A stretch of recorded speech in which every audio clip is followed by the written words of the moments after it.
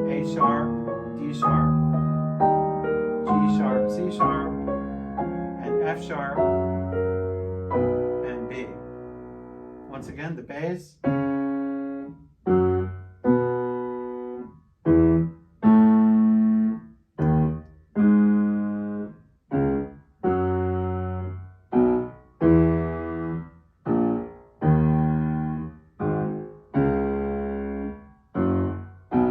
That's a really good exercise to do. I would suggest to do something like this in various keys.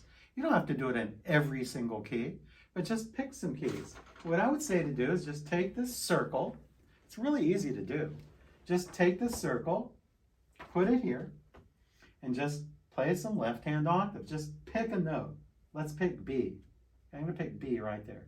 I'm going to play B. Now I'm going to play E. I'm going to play A. I'm going to play D. Then G. Then C. Then F. Then B flat. E flat. A flat. D flat. And G flat. So I just went from here, went all the way, and I played all the literal notes. So I kept these flats. Now let's do it. And when we get to this side right here, let's change these to sharps. So instead of playing an F, I'm going to play an F sharp. Instead of a B natural, I'm going to play just a normal B, and an E, and an A, and a D, and a G. Okay? So let's start from here again.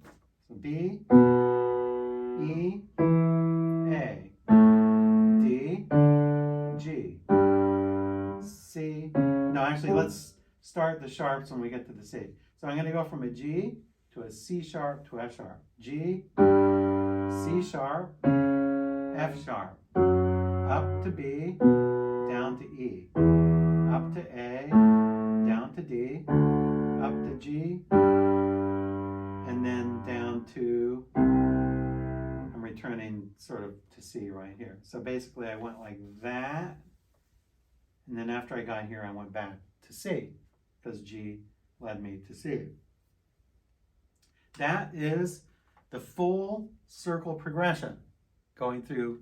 Remember, you always have to go counterclockwise.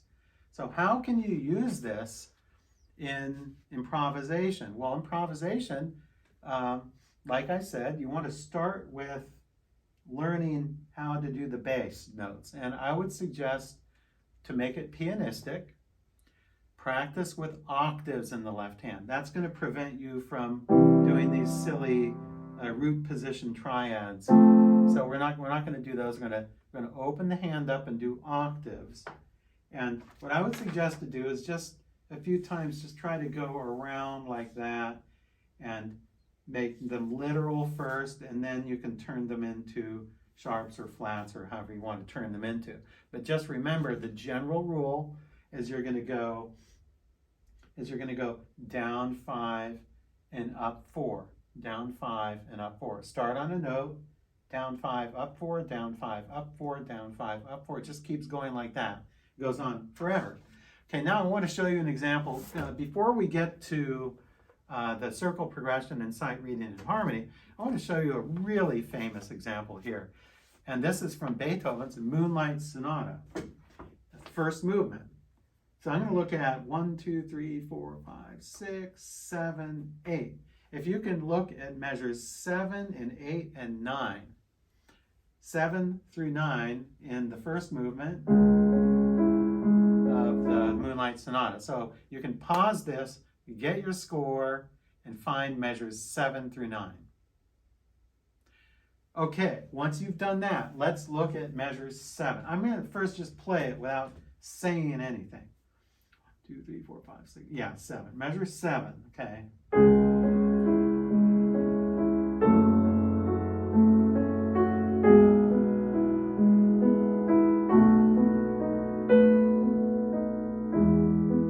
I'm sure you've heard that a million times. Let me play that again.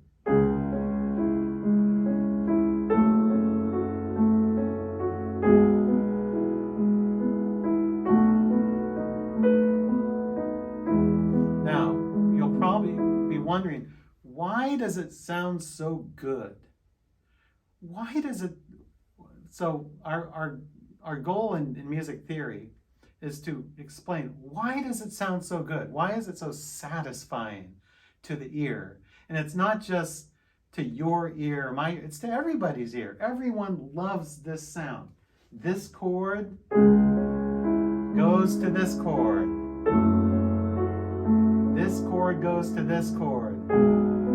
This chord goes to this chord. And then finally this chord resolves to that chord. Let's look at what Beethoven's doing using this chart. So the first chord was C sharp minor. I'm just going to point here. So we're going to change that into a C sharp, and we're just going to play a minor. Okay, remember that these letters are generic. So C sharp. Now the next chord is F sharp minor. So he's going from here to here. He doesn't go from here to here. He goes from here to here. Therein lies the rub. He goes this way. So he has C sharp minor, he goes to F sharp minor. Then, what do you know? Well, he goes here. But it's not B flat because we have sharp, sharp. If we use sharps on these, we're going to have to get rid of that flat and use just B, which he does. That's the bass is B. It's not a B major chord, but he goes to the bass. And then he has actually a little between chord here. Then he goes to a B7, and then he reaches E7 here.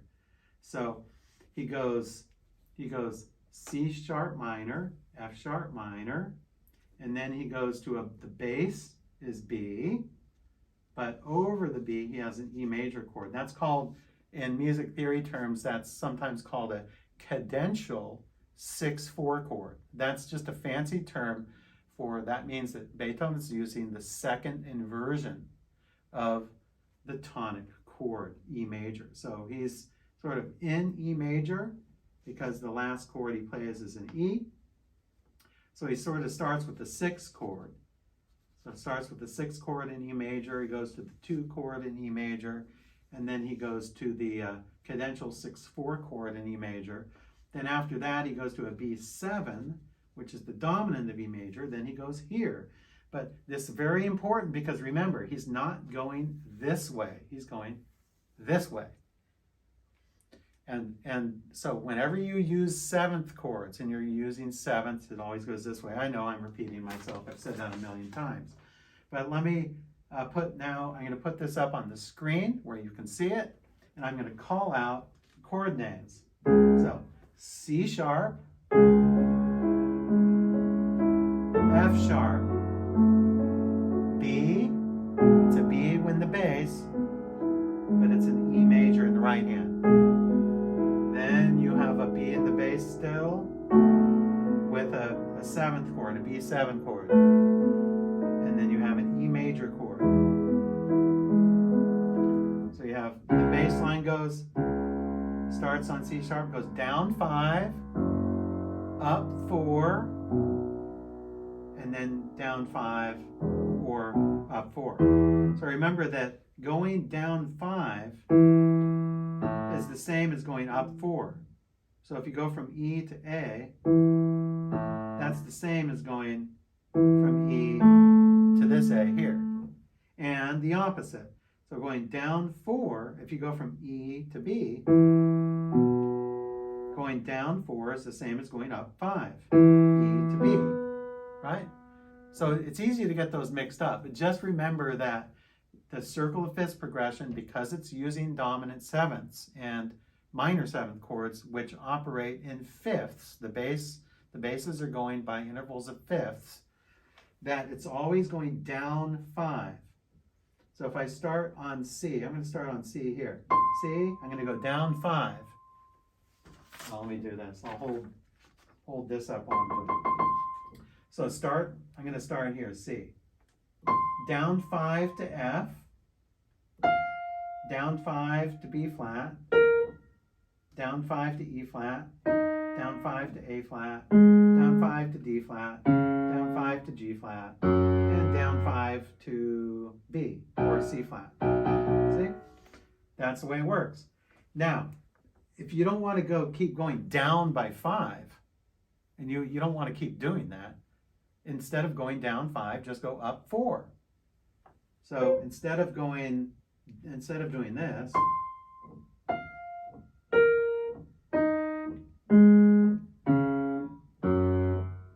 that's going down by perfect fifths. Instead of going always down by perfect fifths, you're going to go, I'm going to start from this C, and I'm going to go down a fifth, and I go up a fourth, down 5, up 4, down 5, up 4, down 5, up 4, and down 5. So going down 5, up 4, down 5, up 4, down 5, up 4, that's the same as going all down 5s. And the opposite is also true. But we won't do that in this video. So that's a very famous example in the Moonlight Sonata that I wanted to show you. And now last but not least, I keep saying last but not least, we have Sight Reading and Harmony, my best-selling book here. If you don't have your copy, do get your copy today because it's a great book and it has great reviews. So let's see. If you have Sight Reading and Harmony, turn to, it's about maybe a quarter of a way through the book. It's on page 37. It says the circle progression right here, circle progression. Let's go to page 39 here, and we're going to be in F major. It says F major and D minor on this side here. So do you see where it says 4-part notation, F major? Okay, if you play from here to here, that's exactly the same as playing from here to here. It's just notated differently. So just to keep things simple, play from the piano notation here. Don't play from the 4-part notation because that might give you some problems with visual problems, whereas this visually is easier to play. And that's why I put that here, so you can see the differences. So let's look at the piano notation version of this F major progression that goes from here to here. Now I'm going to play it, and I'm going to listen carefully while I play it.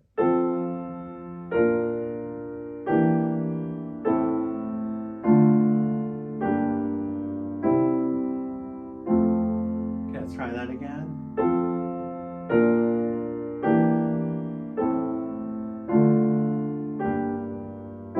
It follows a pattern.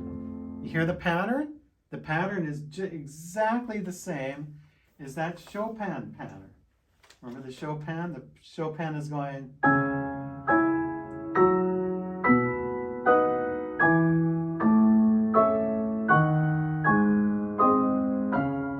So you're going, you have a note or a chord, then you go up 5, actually up 4, and then down 5. Up 4, down 5. Up 4, down 5, and so on. Up 4, down 5, up 4, down 5, up 4, down 5. So then you take this F major progression in Sight Reading and Harmony, and it goes, you have F major. So you're going down 5, up 4. It's not a perfect fourth though. It's like it's a augmented fourth actually. So you go from B flat to E, not B flat to E flat. So that's the difference. So you have F major, and you're going down 5, up 4, down 5, up 4, down 5, up 4, and down 5.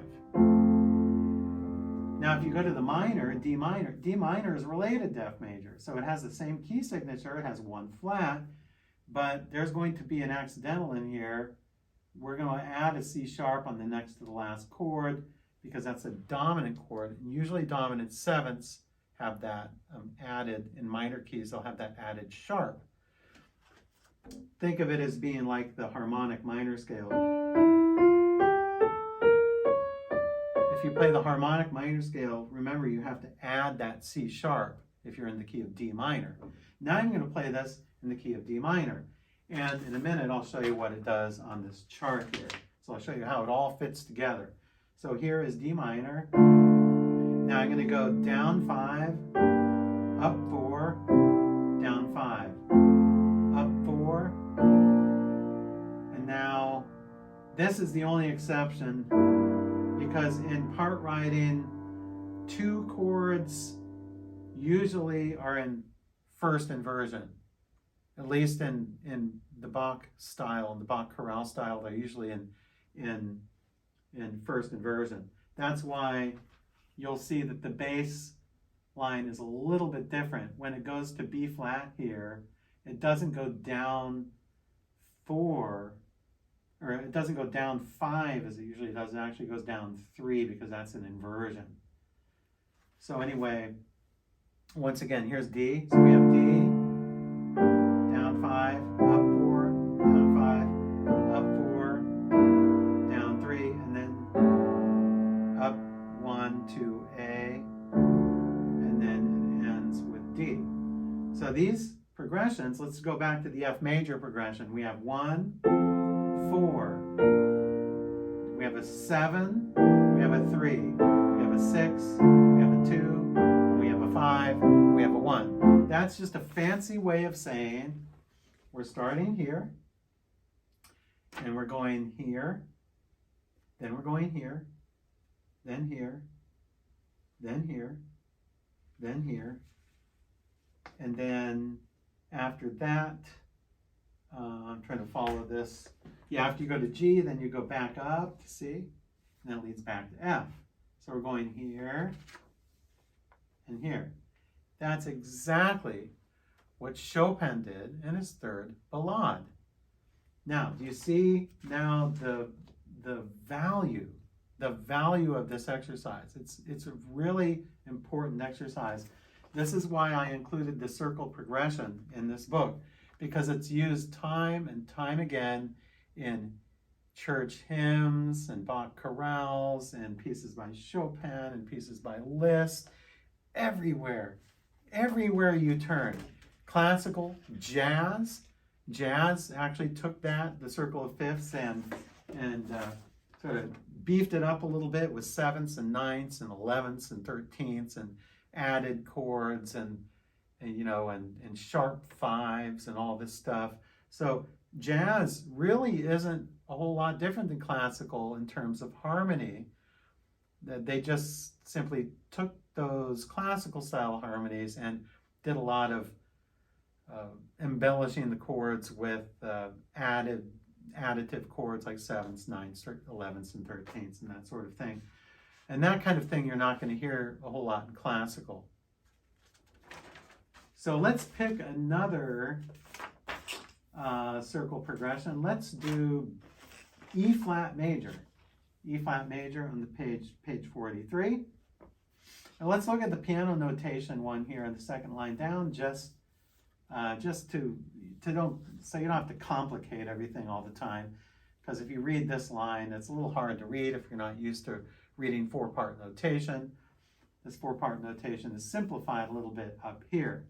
So I'm going to play the circle progression in E flat major, and then I'll show you it on the chart.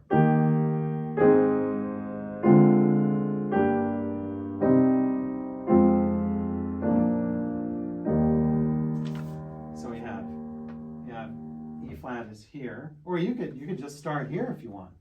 E flat, A flat, dun dun dun dun dun dun. That's all it's doing. It's going here, and it's going to there. That's all that does. They all do that, although they start on different notes. So what I would suggest to do, if you really want to learn the circle progression, the circle of fifths progression, and learn the circle of fifths, is print one of these out, like I have, put it in front of you, and start improvising. And remember to improvise this way, and always add sevenths to your chords before you go to the next chord, because one of these chords with a seventh added, either a dominant seventh or a minor seventh, is going to lead to the next chord. Usually if you're dealing with minor sevenths, most of the time, not all the time, but most of the chords will be minor chords. But it depends on what key you're in. So what I would suggest to do is print this out, do a little improvisation and experimentation, practice your bass line using octaves, going down 5, up 4, down 5, up 4, and really get used to doing that so you don't have to think about it and you don't have to look down at your hand, that it becomes natural to go down 5 and up 4 and down 5 and up 4 in several different keys. Do that with the circle of fifth progressions, with the circle of fifths kind of like this that you have printed out.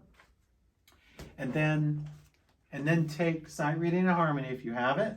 If you don't have it, of course, get it.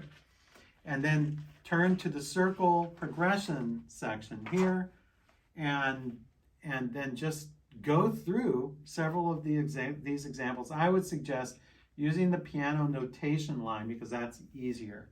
You won't have to deal with all this notational difficulty here on top. And then improvise a little bit using these. And once you get the chords down, you can do a whole lot of neat, very satisfying improvisation. For example, let's do a minor key. I love minor keys. G minor on page 41. So let's look at the piano notation here. So first, I'm going to play this line here.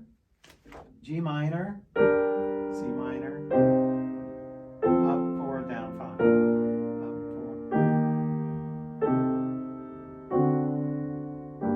We'll do that again.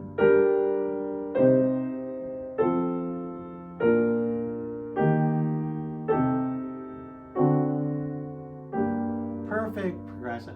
One leads to the other. One leads to the other. Nothing is out of place. Now I'm just going to do a little improvisation here. I'm going to just mix things up. I'm going to play little arpeggios in the left hand. So I'm going to play, here's how it is. It's going to go here. It goes from G minor to C minor to F major to B flat major to E flat major. And then we go to a seventh chord. A half diminished. A half diminished. Takes a while to figure that out. That's a really nice chord. Half diminished chords are used in minor keys mostly. If you haven't watched my seventh chords video, please do so and you will learn about seventh chords. Anyway, also join the Well-Rounded Pianist where I have more theory videos for you like this. Okay, so let's go back to what I was doing. Okay, so I'm going to take those chords. I'm going to take these. Dun, dun, dun, dun, dun, dun, dun, dun. I'm going to take those chords. And I'm going to I'm going to create a nocturne. Okay, I'm going to pretend I'm going to write a nocturne, like a Chopin nocturne. A slow piece, because it's going to give me time to think. I'm going to put little arpeggios in the left hand. And I'm going to maybe invent some melody. But the most important thing is I have to follow these chords. Okay, so it's going to go from G to C to F to B flat, to E flat, to an A half diminished seventh, to a D7, and then to a G. Okay, so G minor.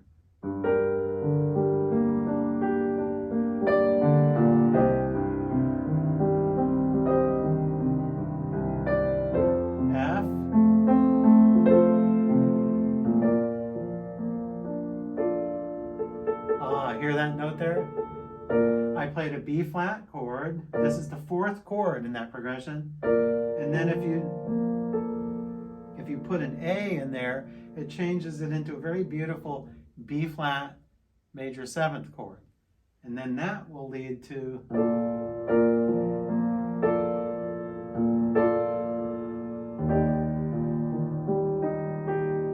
E flat,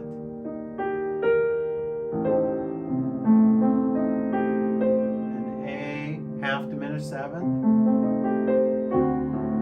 and then a D7,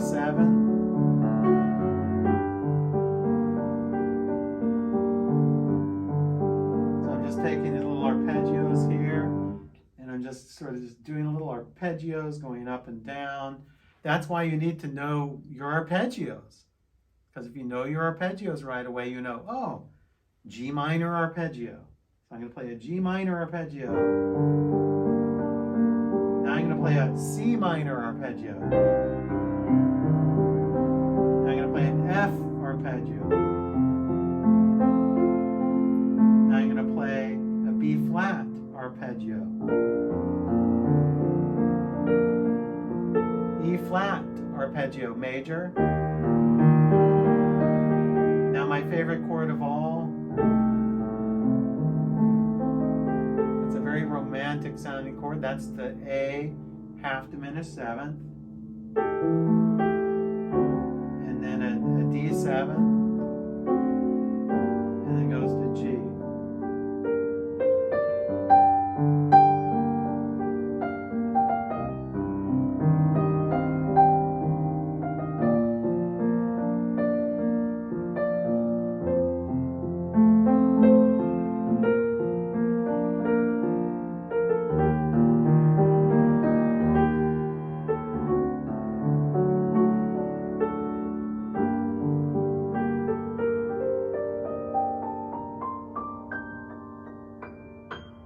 I know I forgot one of my chords or added a chord in there, but it's not so important that there's no, you're not going to, don't be so concerned with hitting every single note.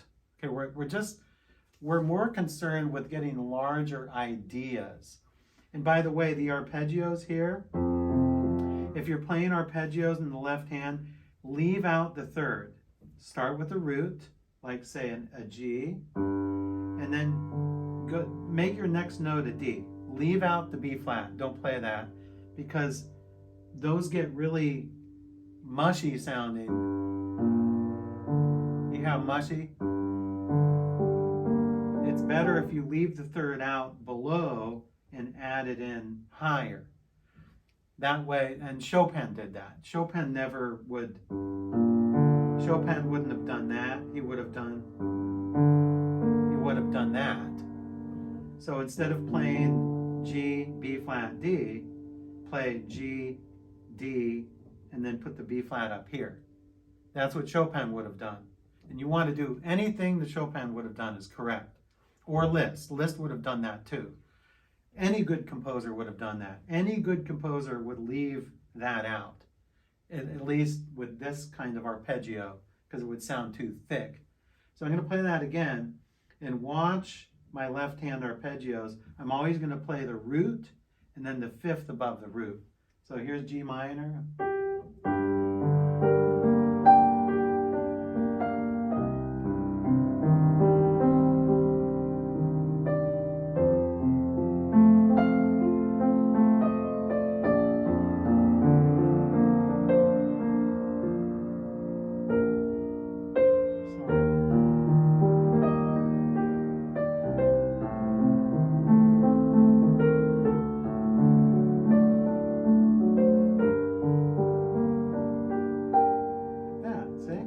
So there's so much rich material and so many possibilities if you use the circle progression or the circle of fifths progression. So I know that this video is filled with a lot of information, and I hope it helped you out and will continue to help you out in your learning to improvise and understand why composers do the things they do, and why that beautiful passage in the Chopin Ballade, why it sounds that way, that beautiful passage in the Beethoven Moonlight Sonata, why does it sound so perfect? And in the Liszt Liebesdrama, why does everything go together so well and fit so perfectly? Well, the answer to all those questions is because the composers knew how to use the circle of fifths and to use that in plotting out their chords and their progressions. So I hope that you got something out of this video. Join the Well-Rounded Pianist today, and I will become your personal professor. And thank you for joining me today. Until next time.